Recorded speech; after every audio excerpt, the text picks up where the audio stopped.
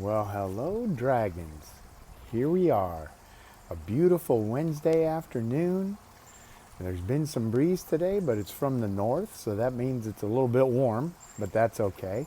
And now we're at my favorite part of the day. I get to share a story with you.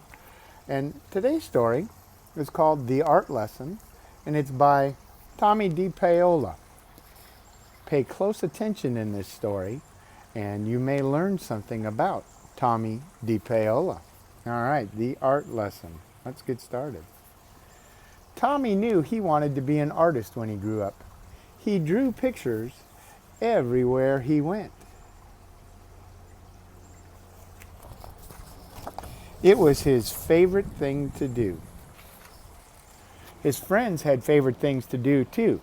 Jack collected all kinds of turtles. Herbie made huge cities in his sandbox. Jeannie, Tommie's best friend, could do cartwheels and stand on her head. But Tomie drew and drew and drew.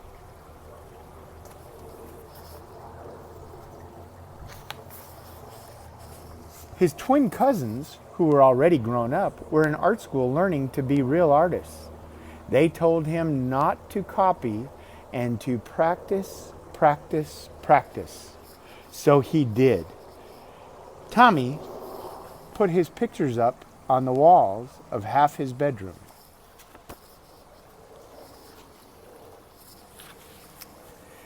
His mom put them up all around the house. His dad took them to the barber shop where he worked.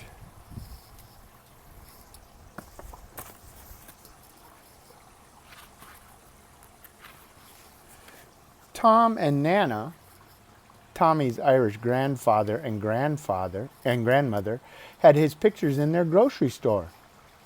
Nana Fall River, his Italian grandmother, put one in a special frame on the table next to the photograph of Aunt Chloe in her wedding dress.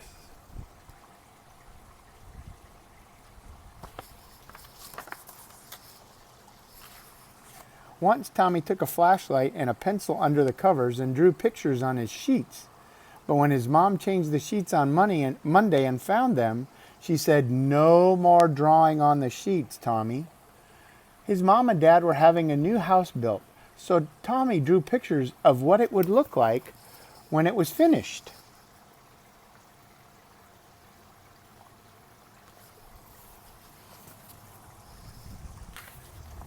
When the walls were up, one of the carpenters gave Tomie a tiny piece of bright blue chalk. Tomie took the chalk and drew pictures all over the unfinished walls. But when the painters came, his dad said, "That's it, Tomie. No more drawing on the walls." Tomie couldn't wait to go to kindergarten. His brother Joe told him there was a real art teacher who came to the school to give art lessons. "When do we have our art lessons?" Tomie asked the kindergarten teacher. "Oh, you won't have your art lessons until next year," said Miss Bird, "but we are going to paint pictures tomorrow."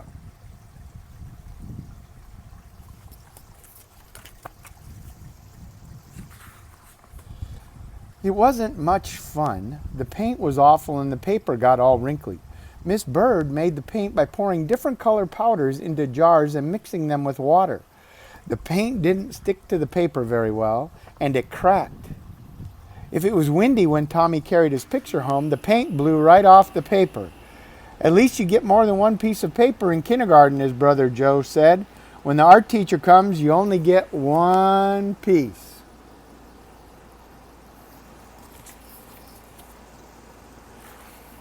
Tomie knew the art teacher came to the school every other Wednesday. He could tell she was an artist because she wore a blue smock over her dress and she always carried a big box of thick-colored chalks. Once Tomie and Jeannie looked at their drawings the first graders hung up in the hallway. They were done by the first graders. "Your pictures are much better," Jeannie told Tomie. "Next year when we have real art lessons, you'll be the best one."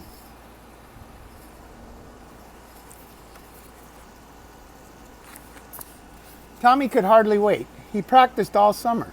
Then on his birthday, which was right after school began, his mom and dad gave him a box of 64 Crayola crayons. Regular boxes of crayons had red, orange, yellow, green, blue, violet, brown, and black. This box had so many other colors: blue, violet, turquoise, red, orange, pink, and even gold, silver, and copper. "Class," said Miss Landers, the first grade teacher, "next month the art teacher will come to our room. So on Monday, instead of singing, we'll practice using our crayons."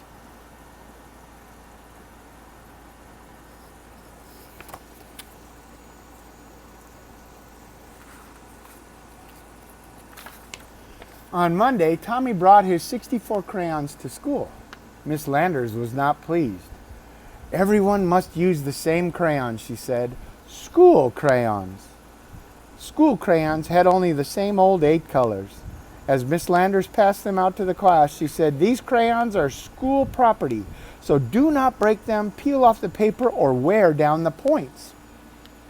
"How am I supposed to practice being an artist with school crayons?" Tomie asked Jack and Herbie.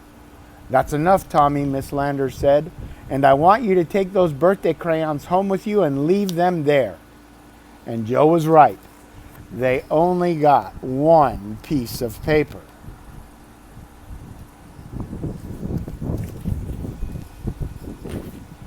Finally, the day of the art lesson came. Tomie could hardly sleep that night. The next morning, he hid the box of 64 crayons under his sweater and went off to school.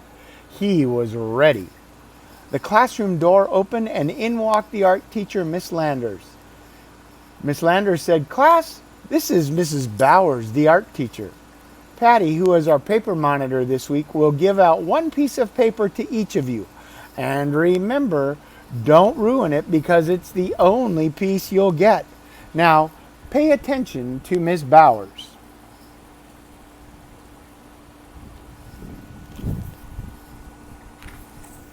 "Class," Miss Bowers began, "because Thanksgiving is not too far away, we will learn to draw a pilgrim man, a pilgrim woman, and a turkey. Watch carefully and copy me." Copy? Copy? Tomie knew that real artists didn't copy. This was terrible. This was supposed to be a real art lesson. He folded his arms and just sat there. "Now, what's the matter?" Miss Landers asked.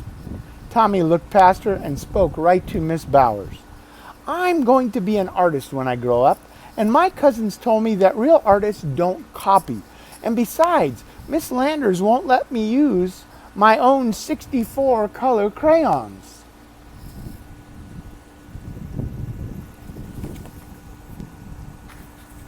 "Well, well," Mrs. Bowers said, "what are we going to do?" She turned to Miss Landers. They whispered together. Miss Landers nodded. "Now, Tomie," Miss Bowers said, "it would be fair to let you do something different from the rest of the class.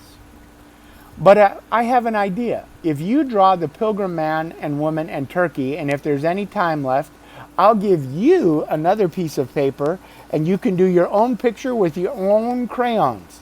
Can you do that?" "I'll try," Tomie said with a big smile.